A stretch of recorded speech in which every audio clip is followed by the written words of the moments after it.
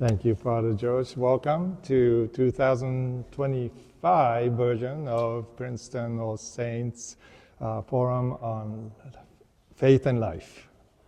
And we have with us Peter Travers, which is, I have been, and Hejan as well, have been trying to bring out these stories within our congregation, as well as invite sometimes guests from outside.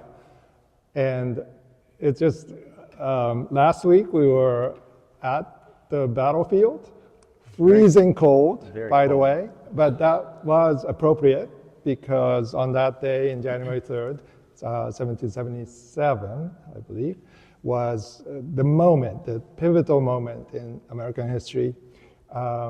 I have been involved in thinking about how George Washington, in particular, has been depicted in art because of what I do as an artist, but also how I want to help people understand how images and art can make a difference in how we view the world, how we view our past, and how we view our future. So let's begin with the battlefield. You have been rather involved without having a formal position, I understand, but how did that begin? Thank goodness. Well, thank you, Mako. And it's really a pleasure to talk a little bit about the Battlefield Society, the battlefield, but that's really a footnote to the larger topic, and George mentioned it just a moment ago, and that is memory. And we should connect the dots a little bit between historical memory and faith because they travel in the same paths in the human consciousness and have similar types of draw on our persons and our who we are. Why is one interested in history? And it really is because history liberates us from the tendency to see everything in the immediate present, the tyranny of now that is right in front of us. As human beings, we're so focused on what's going on right now, what's going across our screen at the moment. And what history does is it takes us out of that a little bit. It helps us understand a little bit about where we came from, who we're connected to, why we're the way we are, why Mako's the way he is, why All Saints is here. And that kind of makes us whole. So understanding history is really a way that we understand ourselves. And the way we understand history is through several different channels, I think. One of which is, as Mako has lived in reference to, and we'll talk a little bit about, is visual imagery. We see things. Another one is testimonies. One of the reasons I got interested in history originally, as I grew up in a military family, my father was the Naval Academy class of 1944, and growing up, I met a lot of his friends who I thought were just these old guys, but when they were 19 and 20 and 23, they were in the middle of the Second World War, mostly in the Pacific, but not exclusively, and I heard those stories and those testimonials of what they went through. And it really was fascinating, and it drew you in to hear what they did and what they endured. Also, a third way we think about historical memory is anniversaries. In the church world, we call them festivals. But it's really anniversaries, dates that we think of, like July 4th or December 7th. Or June 6th. These resonate to us because they remind us of specific, spectacularly vivid events that are part of our historical memory. And I think the final one, and this is where the battlefield at Princeton really comes in, is place. There are places which have a certain sacral element to them that draw us into our historical memory, just as going to a cathedral or going to church draws us into this question of our faith and our connectedness to God. So I've always been very interested in history, and so when I had moved to Princeton many years ago and found the the Princeton Battlefield Society here, I thought it was just a wonderful opportunity because the Princeton Battlefield, and Mako alluded to this, is really one of those very special, exquisite places of history because everything about America and everything about the American Revolution pivoted at that place, at that moment.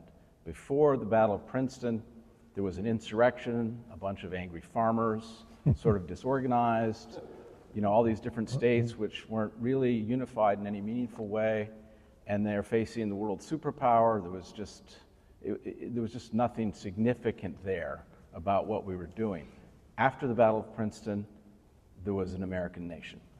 It's that simple at that point. What Hedgen and I did not realize until we stood on the frozen field about 3 miles from here and watched the enactment is that the American troop has not won a major battle against the British. They just won against the Hessians on the Christmas, day after Christmas battle in Trenton in 1776.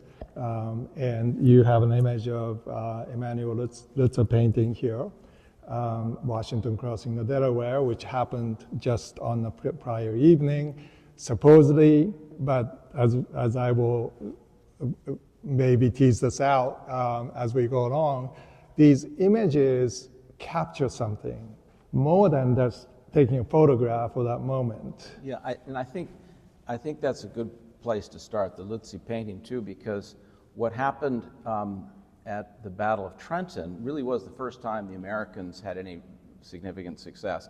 In fact, it wasn't even that good. Before the Battle of Trenton, the Americans hadn't even come close. I mean, it wasn't even competitive.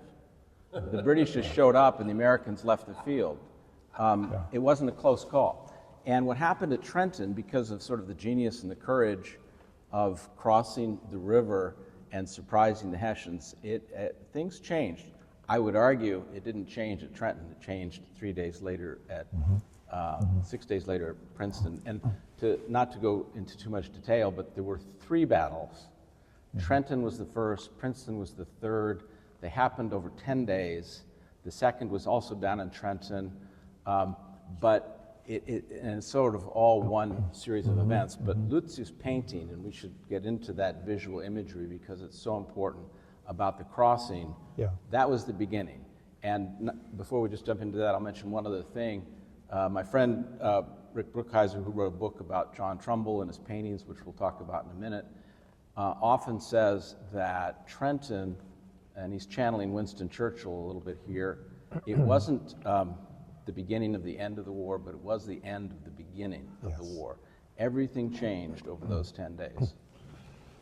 Emanuel Lutze, or Leutze, as I'm learning to say, it's a German name, painting. I have spoken about this extensively. I gave a commencement address at a place called Kean University, which is right near George Washington's crossing. So I thought it was appropriate to talk about this painting and how this painting has gone through this many incarnations of art historians embracing it and debunking it and embracing it. And in a project called Picturing America, by the way, my whole speech is available on my website. So if you're interested, please ask me for a link, or I'll put it up on the video link. But this painting, Emanuel Lutze painted not in America, but in Germany. So many of the complaints that art historians had during the 90s, actually, of complaining that, well, this doesn't look like a Delaware River, first of all, if you look at it. There's no way that the flag would have been of the 1776 flag, that was done later, blah, blah, blah, blah. But what these historians didn't acknowledge is that actually Lutze painted this as a person who loved American democracy but was in Germany, telling his friends who are revolutionaries in Germany. Yeah, and I think it's worth mentioning that when he paints it, it's right after 1848. Yes. And in 1848 in Yes, Europe, there correct. were half a dozen major revolutions, all in the same year, all of which, I think, one can say, were unsuccessful. Exactly, and imagine what the world would be like if they were successful.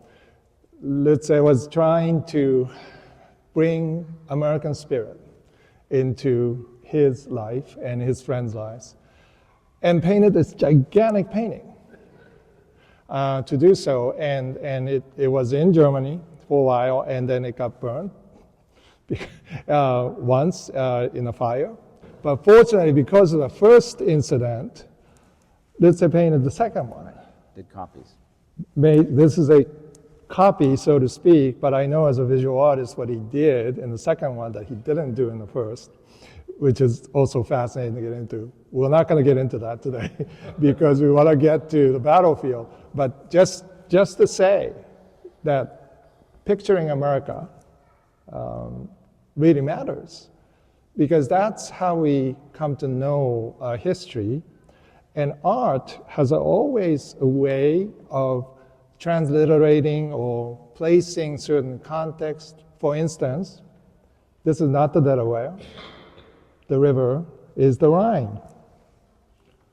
So he's placing the story of American Revolution in the context of his own time and his own place, bringing us into the drama that he wanted to depict. And you notice everything about this painting is about the ideals of democracy. There's an African-American man, there's a Scottish man with a hat. There is suspectedly even a woman rowing in a boat, to depict this idealized way that Lutze wanted to communicate, that this is what American freedom can bring to our country. Yeah, I think it also segues a little bit towards in the direction of Trumbull, in that it's an example, one sees it in history and in faith, where the debunkers miss the point. You know, you can miss the forest for the trees. And as Mako alludes to, there are elements of the Lutze painting, well, in fact, many elements of it which aren't quite historically accurate. And yet it is by far the most evocative, in some sense, authentic, visual expression of what happened that day. Both can be true. And this painting, by the way, is at the Metropolitan Museum. I would love to take a group there to sit in front, which I have done many times, to admire this magnificent storytelling that Lutze is doing here. So let's go back to the battlefield. We were there and witnessing, in a smaller scale, I understand, because there were thousands of people. But I didn't realize how much of a surprise that was to both sides. Oh. That it was not planned at all to have this. In some ways, Washington's plan was, this is kind of the Hail Mary, last minute way that Washington improvised to bring it through. That, as you noted, the American Revolution is not going well at this point. Right. It's interesting how in planning, certainly military planning, one of the most certain aphorisms is that all the plans disappear at the first whiff of grape shot. And there is a sense here in which Washington planned, but planned in the right way. He had goals, he had aspirations, but he didn't anticipate what was going to happen. And the raid on Trenton on Christmas Day was absolutely a Hail Mary, but it was brilliant and it worked for all sorts of reasons. It's one of these things you look back on and say, yeah, that'll work. That's not how it sounded at the time, I'm sure. But right after the raid of Trenton, which was a complete, total success for the Americans, Washington and the American army got on the boats and went back to Pennsylvania. Yes. And they were there for a day or so saying, hey, this is great, we won one, and finally someone said, well, okay, what now? And by the way, the British, being somewhat sclerotic in their military leadership and activities, hadn't reacted. Trenton was still there. So Washington got the idea, let's go back. And so they went back to Trenton, so they crossed back the river 2 days later, at which point the British up in Princeton and New Brunswick had kind of realized what had happened, and so they were sending a large detachment down to Trenton to resolve the problem. I mean, Cornwallis, who was the British general, his concept of the war was, all I have to do is get this Washington guy in the bag and we're done, right? Because there's nobody else that can lead them, and there's not much of a military force there anyway. So he was just focused on getting Washington, so he was sending these troops down to Trenton. As they came down, the second battle, the Americans very, very barely stopped the British from crossing over from downtown Trenton across a little creek called the Assunpink, which is right near the train station. As evening came down, I think on the 30th, 31st of 1777. And at that point, Cornwallis said, this is it, war's over, we got him. He's in the bag, he can't go west because there's a river, he can't go south because it's marshes and more rivers, he can't go east because it's frozen and it's forested. So as soon as the sun comes up in the morning, we have him. War's over, I'm be home by Christmas. And Washington knew this too. And so unlike Cornwallis, who had a nice dinner, went to sleep, went to bed, overly confident, Washington at 10:30 p.m. got his generals and colonels together and said, anybody have any ideas? Because we're in a spot. And someone did. Very American. And he's also running out of time because contractually the soldiers, the contract ran out on December 30th. There's so many different problems going on at once. Yeah, absolutely. I mean,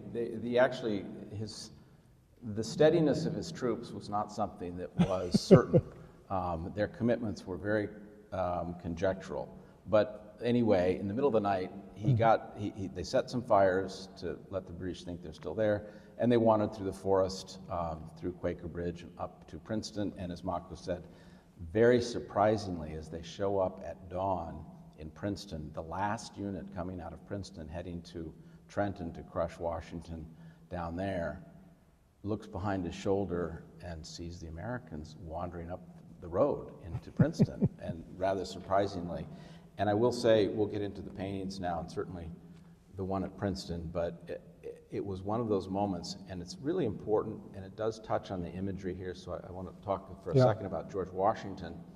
At all times really, but at Trenton and the raid at Trenton, as you see in the Lutzy picture, you can say that Washington's image is somewhat idealized. But again, I think that can miss the point. What he is he's totally composed. All hell is breaking loose. He's betting everything. He expects to die. And he's totally composed. He knows what he's about. And this really comes out the morning at Princeton when they're marching up the road and they surprise each other by seeing each other. And at first glance, the Americans are like, oh my God, there's British, they're gonna run us over. But at that point, the Americans had a tactical advantage. They had more soldiers. They knew what were going on. And so the British instinct to charge them and bayonets was natural, and at first seemed successful. The British were a much smaller force. And that's where Washington really showed himself, and it shows in the painting we'll look at.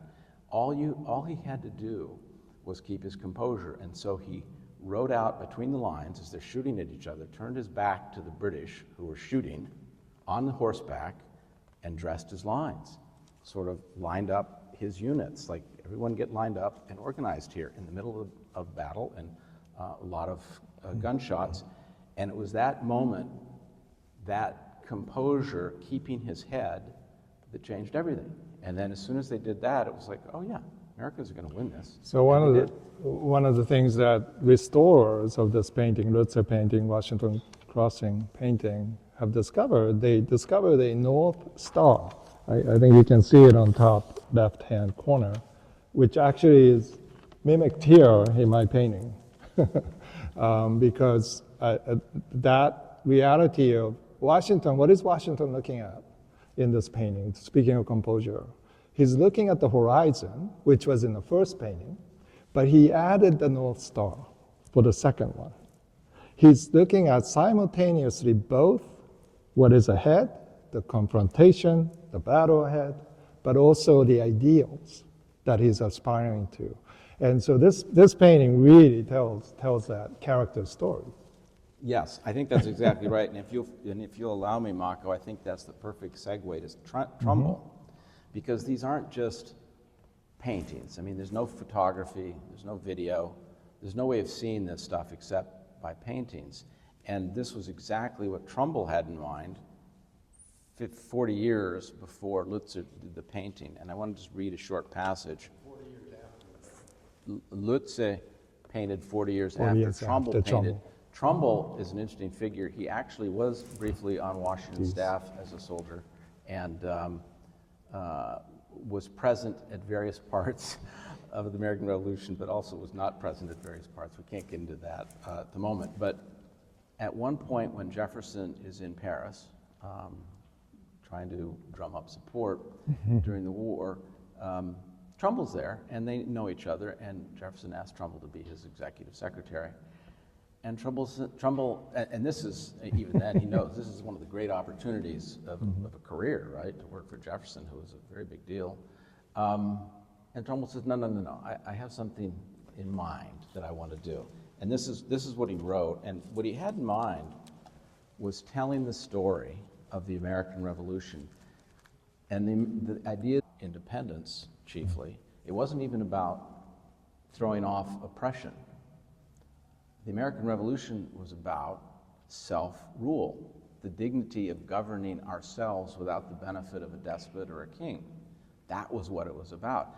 And that then and is now an extraordinarily unusual way for people to organize themselves in communities, self-rule. And what Trumbull wrote to Jefferson, I'll read it. He says, "The greatest motive I have for engaging in the pursuit of painting has been my wish of commemorating the great events of our country's revolution, to preserve and diffuse the memory of the noblest series of actions which have ever presented themselves in the history of man, to give to the present and future sons of misfortune such glorious lessons of their rights and of the spirit with which they should assert and support them, and even to transmit to their descendants the personal resemblance of those who have been the great actors in these illustrious scenes." Trumbull wanted to connect the importance of what was going on to the people of his own time and then to generations following, including specifically us. And let's go into these paintings, because these are Trumbull paintings, and they tell a story that he wanted to tell about the story of America. And it's great that he decided to paint these rather than take Jefferson's offer to be a dignitary, sort of an ambassador. A good example of not necessarily taking the shiny object is often the best course in life. Yeah, and thinking long term, right? Thinking about the story for generations to come. This is the offering of the Declaration of Independence. It's not the signing, but the offering. The delivery. And these, Delivery. I should step back for a second. Trumbull did a series of 8 paintings about the Revolutionary era that are all at Yale, which if you're ever up in New Haven, you should go see them. But there are 4 iconic paintings that reside in the rotunda of the U.S. Capitol. And then there's a 5th, which should be there, which we'll talk about last, which is the death of General Mercer at Princeton. But the 4 iconic ones in the rotunda are the delivery, as Mako says, of the Declaration of Independence to the civilian authority that's constituted to represent the people, itself an extraordinary idea. Then there's the British surrender at Saratoga, which brought the French into the war, was very important. Then there's the surrender at Yorktown, which concluded the military aspects of the war. And then the final one, which is the most important one, I think, is the resignation of General Washington. I have it up here, where he gives back his military commission, the authority to commit violence on behalf of the United States. He gives it back to the civilian authority. He doesn't hold it himself as if he were a Roman general or Napoleon or some strong man. He says, no, no, no. The power to govern involves the power to defend yourself and to use violence to defend yourself.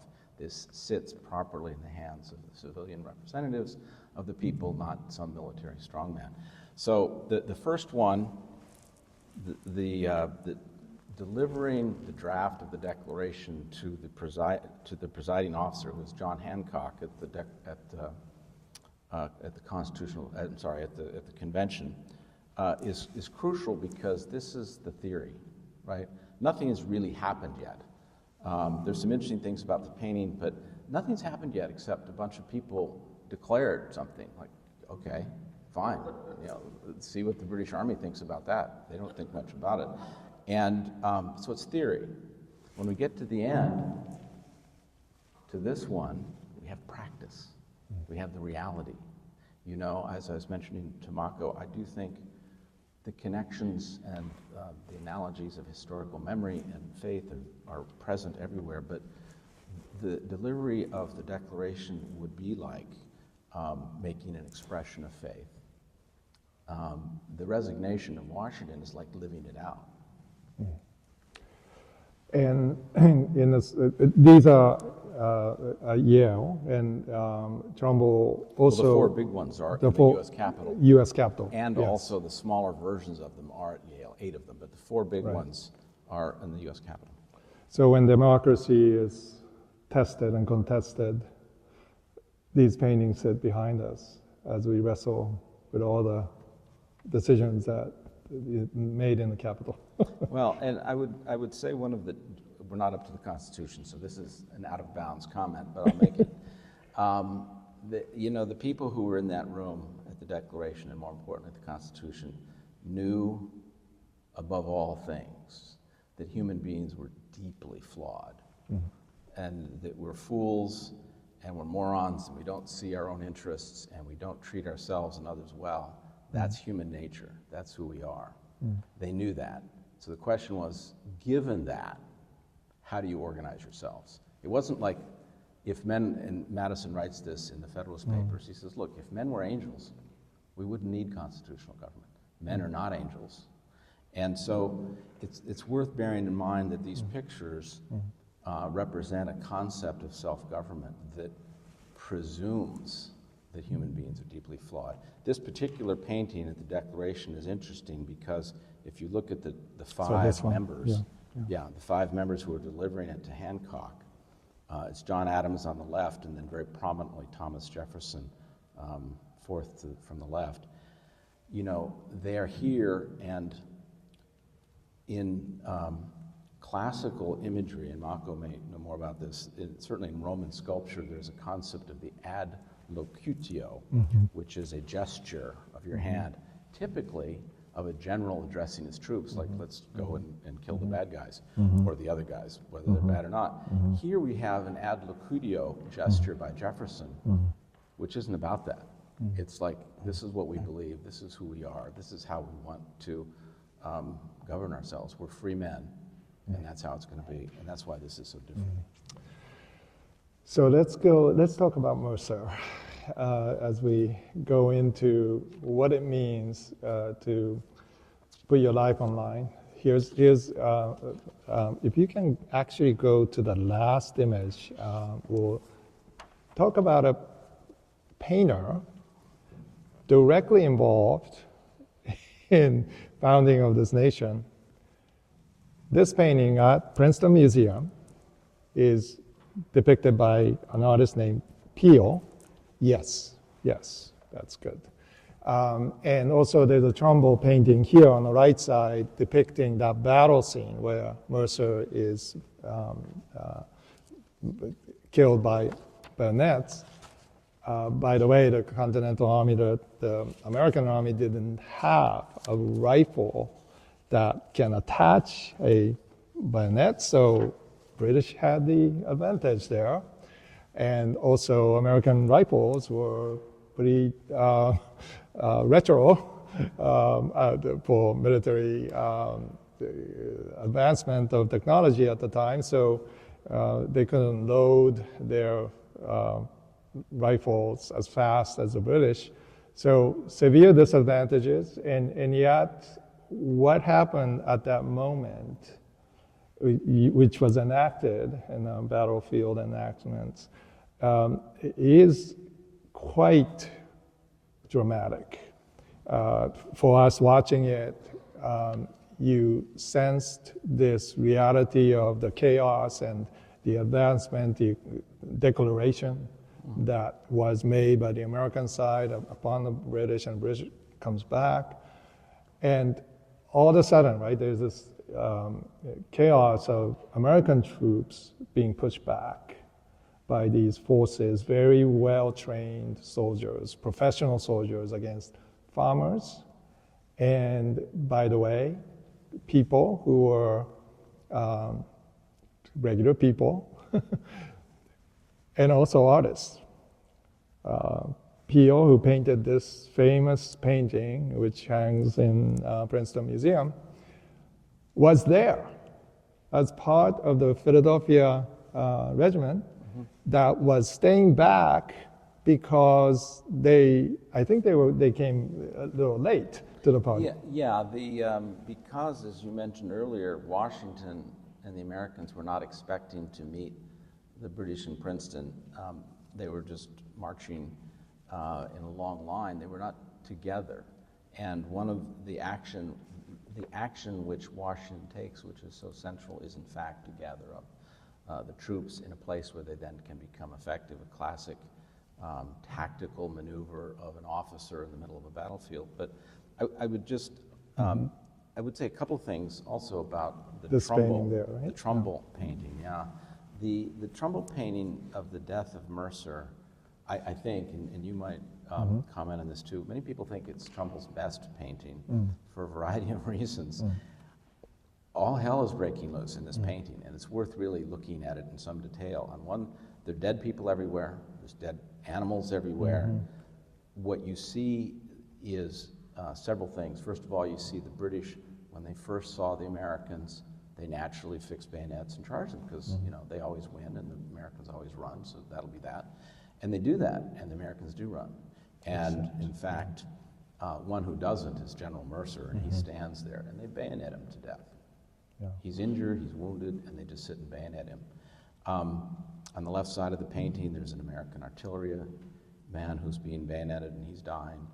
On the right, there's actually a British officer, a man named Leslie, who's been shot and is still standing, but he's going to die. And in the middle of it, so we have the first thing is the British charge. The second thing is the Americans flee or just get killed. The third thing, though, which is interesting, is here's Washington in the middle of it, and all of a sudden, it's changing.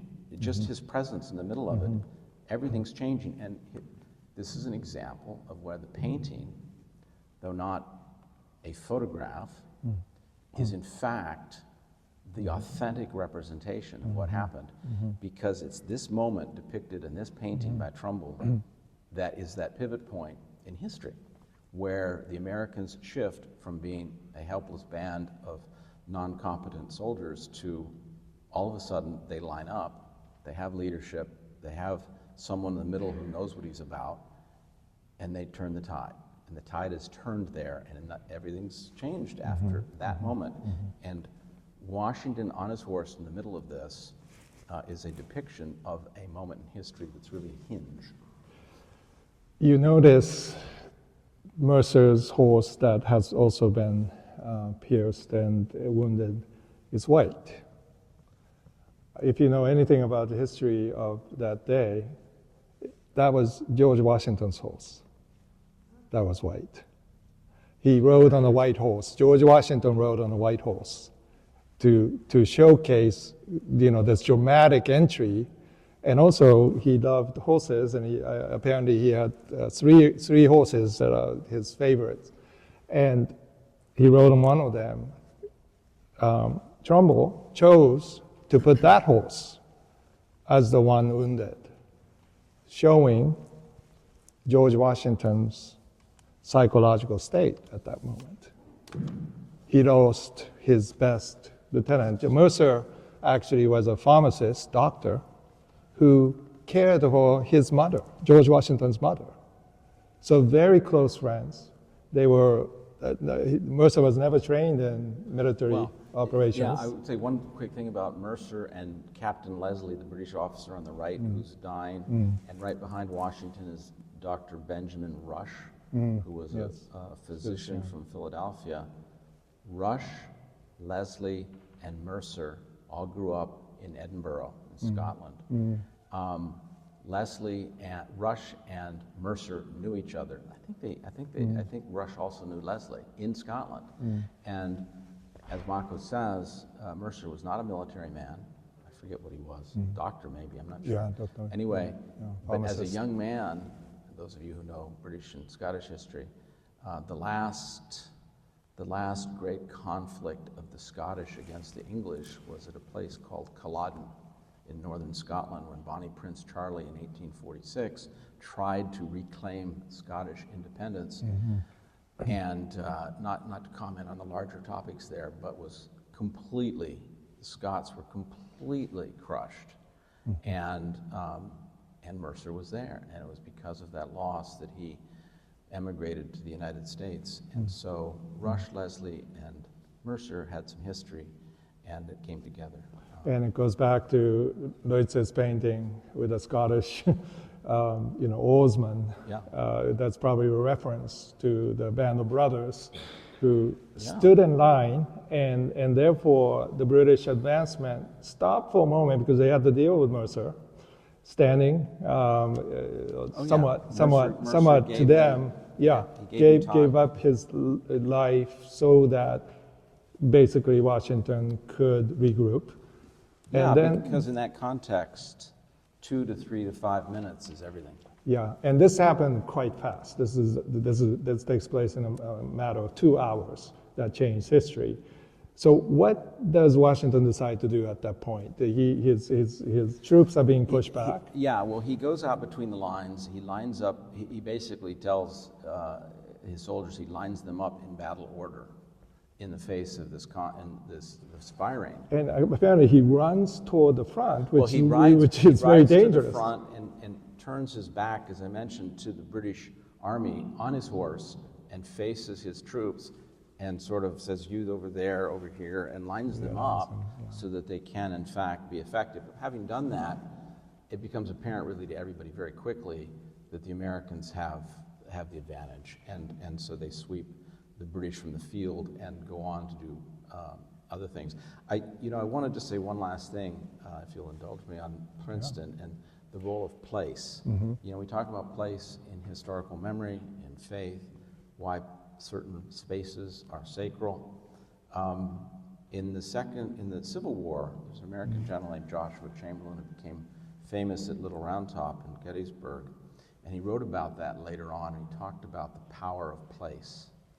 And let me just read what he wrote, because it's directly relevant to Princeton, the battle there, and I think, in fact, sacral spaces generally. He wrote, on great fields, something stays. Forms change and pass, bodies disappear, but spirits linger to consecrate ground for the vision place of souls, generations that know us not and that we know not of, heart drawn to see where and by whom great things were suffered and done for them, shall come to this deathless field to ponder and dream, and lo, the shadow of a mighty presence shall wrap them in its bosom, and the power of the vision pass into their souls. And that's the Princeton battlefield. And comes, Washington regroups, and now comes the Philadelphia regiment, led by a 62-year-old general, I understand. Remarkable, band of brothers again. And in it is this painter, Charles Beale. In that group, and they were able to successfully push back the British troops. There's in the painting of Peale, you see a building in the back. That's Nassau Hall, where the British were pushed back. They were stationed there, and then Americans apparently shot a cannon into it. Alexander Hamilton. And this painting's frame was also there. When the cannon shot went through the windows, it damaged the painting of the king that was in the frame.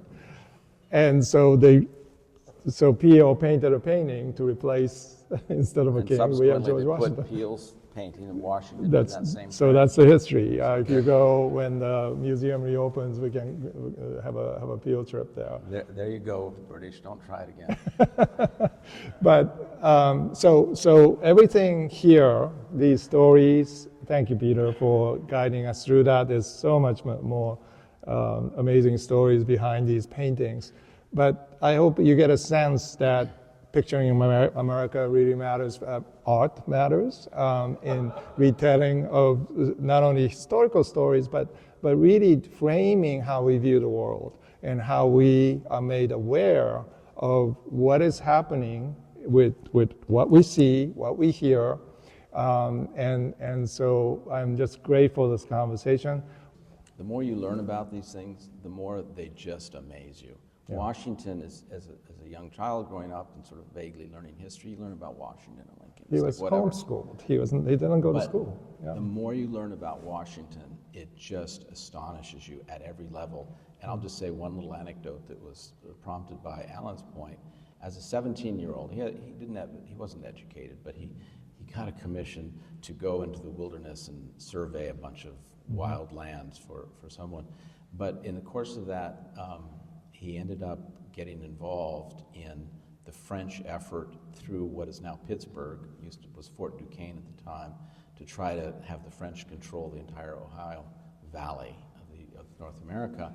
And through his bumptious youth as a 23-year-old or so leading a column of American militia, he actually caused or started a world war. I mean, the French and Indian War was really the British and French World War, and it was started near Fort Duquesne, near Pittsburgh, by Washington when some of his Native American allies decided to kill a French diplomat.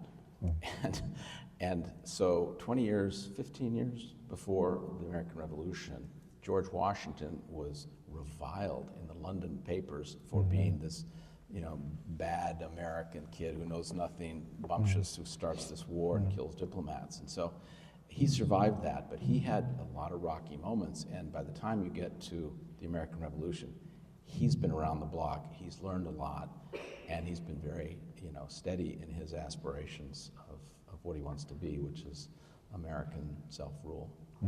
Well, I don't think he was, but it reminds me of Churchill in some ways, who was in combat and under fire so many times you can't count, and was, unlike Washington, a little bit, I think, personal opinion, nutty, but in a good way.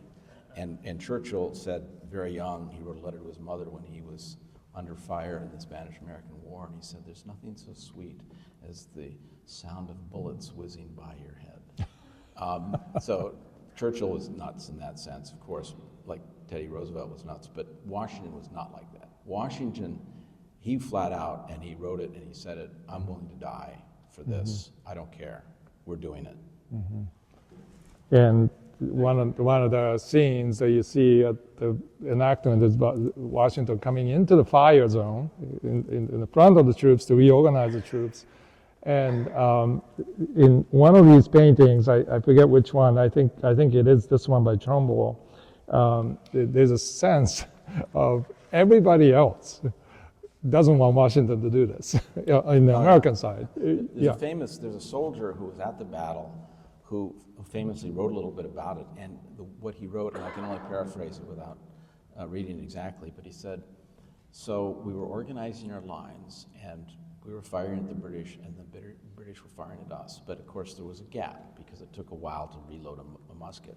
So there was a moment of between firing at the two, and General Washington rides out in front of us between the two lines. They're shooting at each other, turns around, as I said, and faces the American lines to address them. And at that moment, there's a huge volley of fire from the British, and because the musket in those days would generate a lot of smoke, his vision, the soldier's vision of Washington was obscured, and he said, I was certain, and everyone with me was certain, that General Washington was dead. Could not possibly survive that. And the smoke cleared, and by God, Washington's there, leading his troops. Remarkable. Dottie, yeah.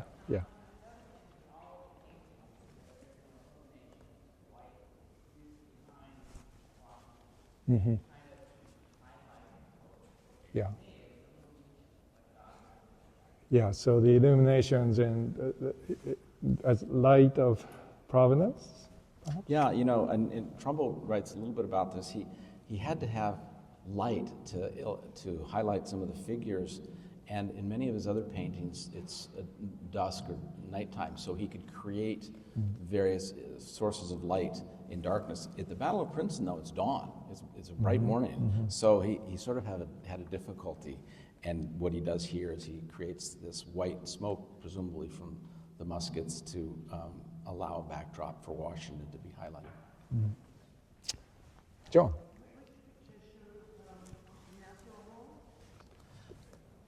Actually, both the ones in Princeton. The Peel picture is a tiny little in the back. There's a yes, Nassau Hall in the back. Also, yes. Trumbull has Nassau Hall too in the back.